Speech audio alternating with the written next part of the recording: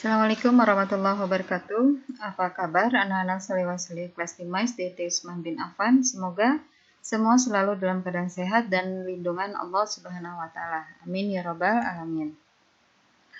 Oke guys, ingat pandemi belum berakhir, senantiasa menjaga protokol kesehatan dimanapun antum berada dan berdoa kepada Allah agar pandemi ini cepat berlalu. Bismillah, kita mulai pembelajaran ya, dan jangan lupa berdoa semoga Allah juga memberikan pemahaman ilmu yang baik pada kita semua. Amin ya rabbal alamin. Oke guys, materi hari ini kita sudah di 5F subtema 3. Pengaruh kalau terhadap kehidupan, pembelajaran 1-6, muatan pembelajaran bahasa Indonesia. Tolong siapkan buku paketnya ya. Baik, tujuan pembelajaran kita ada 6.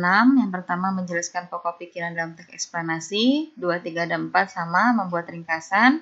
5 dan 6 membuat ringkasan dalam bentuk diagram. Dan yang terakhir membuat percakapan berdasarkan ringkasan teks eksplanasi. Baik, di subtema 3 ini kita akan mengulang materi yang lebih awal yaitu subtema 1 dan 2. Jadi di sini mengingat kembali tentang pokok pikiran pada teks eksplanasi ya.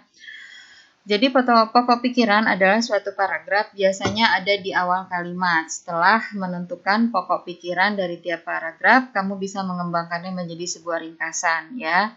Jadi jika ditanya pokok pikirannya, kalian tahu dong harus bagaimana caranya untuk mendapatkan pokok pikiran tersebut. Ya benar, berarti adanya di mana? Di awal kalimat biasanya ya. Itu. Setelah itu kalian gabungkan kembali pokok pikiran yang sudah kalian temukan hingga menjadi satu informasi terbaru ya, atau menjadi satu kesimpulan ya. Kemudian ringkasan pada teks eksplanasi seperti apa ya? Nah, sebelum kita masuk ke bagaimana mencari ringkasan, kita bahas dulu apa sih ringkasan itu. Ringkasan adalah intisari atau bentuk singkat efektif dari suatu teks ya. Ini ada di subtema 2 yang harus kita lakukan. Yang pertama, baca dan pahami naskah asli. Yang kedua, tentukan gagasan utama di setiap paragraf yang tadi ya, yang gagasan pokok ya atau pokok pikiran utama. Yang ketiga, tuliskan dengan bahasa sendiri. Jadi yang sudah terkumpulkan kalian sambung sehingga menjadi satu paragraf yang utuh dengan kalimat sendiri. Dan baca ulang ringkasan yang sudah dibuat agar tidak terjadi kesalahan atau keluar dari naskah aslinya. Hal-hal yang harus disampaikan dalam sebuah ringkasan. Yang pertama ya, gunakan dan utamakan kalimat sendiri ya, dan tetap gunakan kata kunci. Masih ingat kan kata kunci apa? Kata kunci itu kata yang penting dan sering muncul di dalam teks ya. Biasanya terdapat pada judul atau isi ya. Berarti kita lihat judul dan kita lihat isinya. Yang keempat, menggunakan kalimat, yaitu kalimat efektif, kalimat yang tidak bertele-tele, yang tidak mubazir kata dalam suatu kalimat. Yang kelima, jangan menyalin kalimat. Nah, ini plagiat namanya, kita memindahkan dan ini dilarang, berarti kita tidak membuat ringkasan. Yang keenam, hindari penulisan berisikan pendapat. Nah, itu maaf ya, tulisannya typo.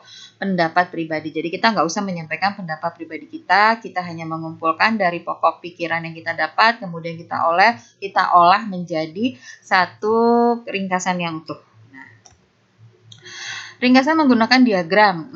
Memang agak sedikit banyak ya, kadang dalam satu teks itu perintah pertanyaannya tuh banyak ya. Misalnya sebutkan pokok pikiran pada paragraf 1-4.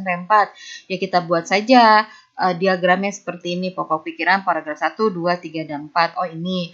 Kemudian apa perbedaan dari kalimat ini dan kalimat ini? Ya, bisa bikin diagramnya atau cari kata kunci pada paragraf 1, 2, 3, dan 4. Nah, ini maksudnya menggunakan diagram. Nanti kalau diagram ini sudah terbuat, baru ringkasan bisa kita kumpulkan.